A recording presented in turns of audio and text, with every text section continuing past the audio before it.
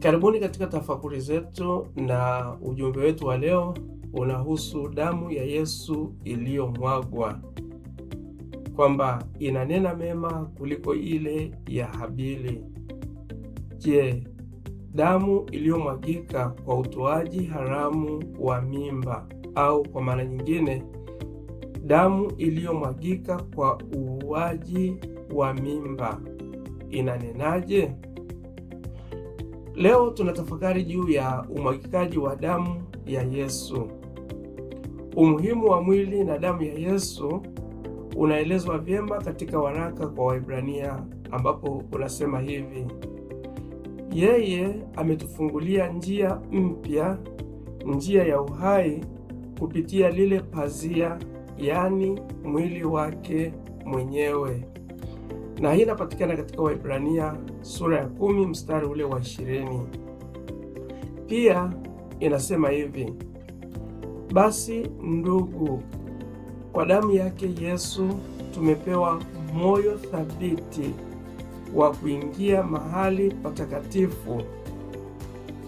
Na hii ni Waebrania sura ya 10 mstari ule wa 19. Waraka kwa Waebrania unazidi kunena juu ya damu ya Yesu na unasema hivi: na Yesu mjumbe wa agano jipya na damu ya kunyunyizwa inenayo mema kuliko ile ya Habili. Waebrania 12 mstari wa 24.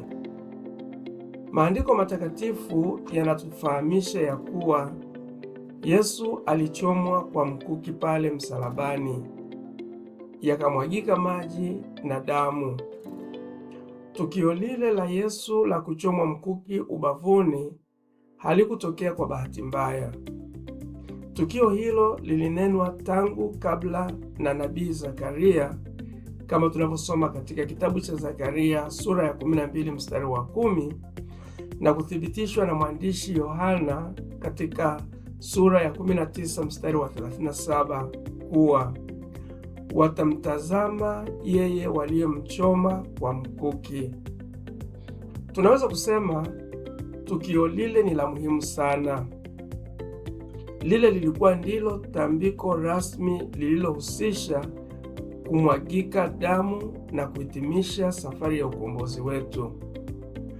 Utaona ya kwamba wale wawili waliosulubiwa na Yesu pale msalabani, mmoja upande wake wa kushoto na mwingine upande wake wa kulia, hawa hawakuchomwa kwa mkuki na hivyo hawakumwaga damu zao, ijapokuwa wote walikufa. Hii ni kuthibitisha ya kuwa ni damu ya Yesu tu ndiyo iliyokusudiwa kumwagika katika tambiko lile la Kalvari. Tukio hili pia Yesu alilitambulisha pale aliposema, hii ni damu yangu ya agano jipya itakayomwagika kwa ajili ya wengi kwa ondoleo la dhambi. Mathayo sura ya 26 mstari wa 28. Damu ya Yesu ilimwagika ardhini.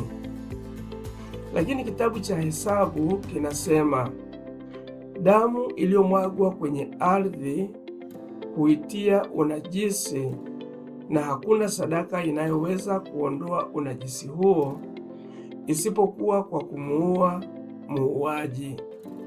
Hesabu 35 mstari wa 33. Sasa swali ni je, damu ya Yesu ilitia ardhi unajisi? Ili tuweze kujibu swali hilo, waraka kwa Waebrania unalinganisha umwagikaji wa damu wa Yesu na ule wa Habili. Yesu na Habili waliuawa bila hatia na katika kufanya mema. Habili aliuawa na ndugu yake Kaini kwa kumwaga damu yake katika ardhi. Hii ilitokana na wivu wa kaka yake alivyoona jinsi Habili alivyokubalika na sadaka yake ilivyokubalika mbele za Mungu. Baada ya Kaini kumuua ndugu yake, Mungu alimwambia, sauti ya damu ya ndugu yako inanililia kutoka katika ardhi. Na hii tunaisoma katika Mwanzo sura ya 4 mstari ule wa 10. Matokeo ya damu ya Habili kumlilia Mungu kutoka ardhini ni ndugu yake kulaaniwa juu ya ardhi. Basi sasa Mungu anamwambia Kaini, umelaaniwa wewe katika ardhi iliyofumbua kinywa chake, ipokee damu ya ndugu yako. Mwanzo sura ya 4 mstari ule wa 11. Damu ya Yesu ilimwagika bila hatia kama ya Habili, lakini ilitangaza msamaha badala ya kumlilia Mungu. Yesu mwenyewe alisema kabla ya kukata roho, Baba, wasamehe kwa kuwa hawajui walitendalo. Luka sura ya 23 mstari ule wa 34. Hii inamaanisha kuwa wale waliomsulubisha Yesu msalabani pamoja na sisi aliotufia kwa ajili ya dhambi zetu, tulistahili kulaaniwa juu ya ardhi iliyofungua kinywa chake kuipokea damu isiyo na hatia ya Bwana wetu Yesu Kristo, kama ilivyokuwa kwa Kaini.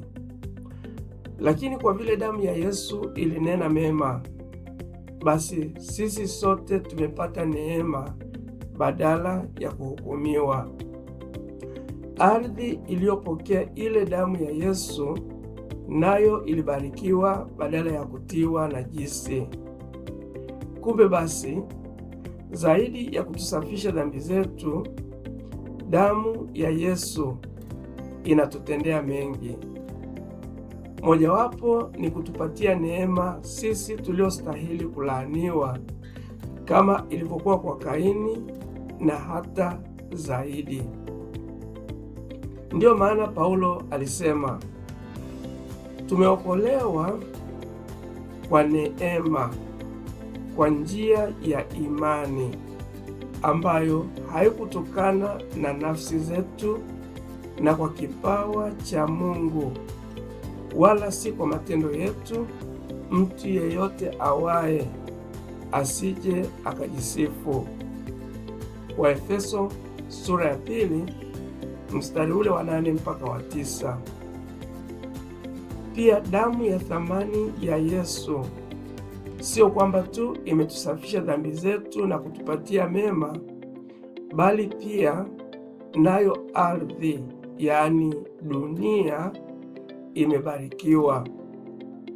Lakini kumwagika kwa damu ya Yesu kusidharauliwe au kusitufanye tubweteke tukifikiri kwamba tunaweza kuendelea kutenda dhambi. Waraka kwa Waebrania unasema, kwa maana kama tukifanya dhambi makusudi baada ya kuufahamu ukweli, hakuna tambiko liwezalo kutolewa tena kwa ajili ya dhambi, bali kuna kuitazamia hukumu yenye kutisha. Waebrania sura ya 10 mstari wa 26. Damu ya Yesu inanena mema, lakini je, damu zinazomwagika kwa kuua mimba zinanenaje?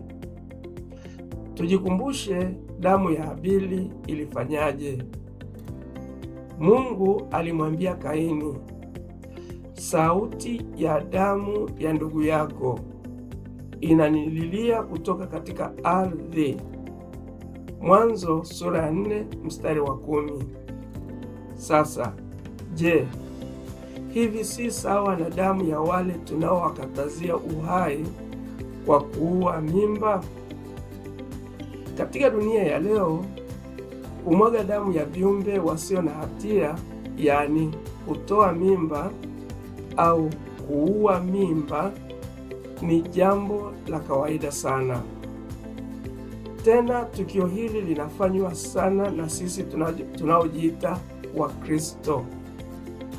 Hata na baadhi ya vinara wa imani tunafanya hivyo ili kutunza heshima zetu au nafasi zetu katika imani au heshima zetu tu katika jamii.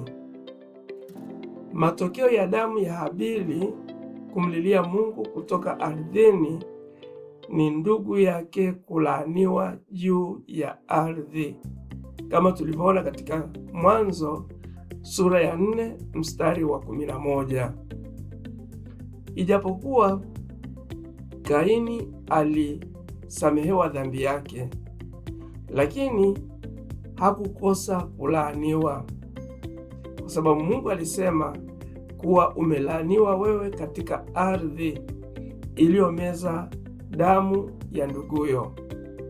Soma Mwanzo sura ya 4 mstari wa 11. Sasa je, matokeo yatakuwaje kwetu sisi tunaotembea huku mikono yetu imetapakaa damu za wale wasio na hatia? Hebu tujitafakari zaidi. Asanteni.